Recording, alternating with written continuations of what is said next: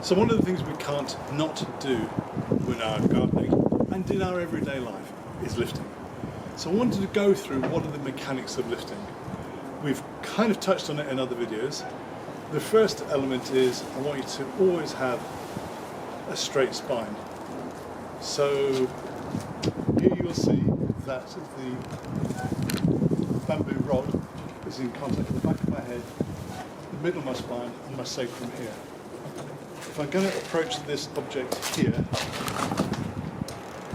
I'm going to go wide stance, hip hinge here, I'm going to bend down, and only at the last minute will I attempt to lift it up.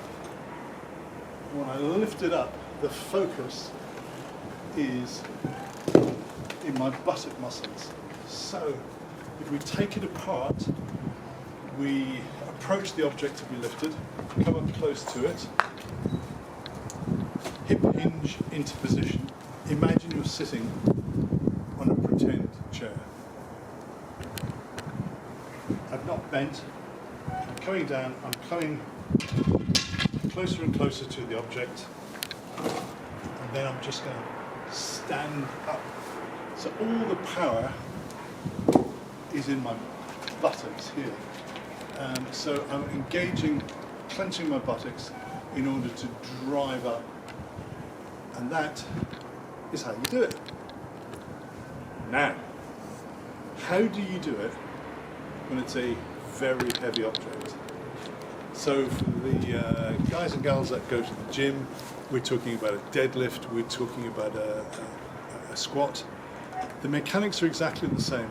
So if I want to get down into deadlift, hip hinge, bar, falling part,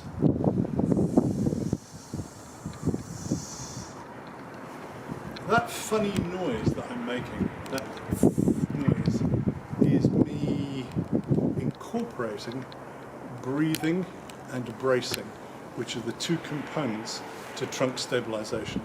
So let me just break it down. Get down into position, hip hinge, straight back, head up, chest up, get down to the object, breathe in through your nose. As you breathe out,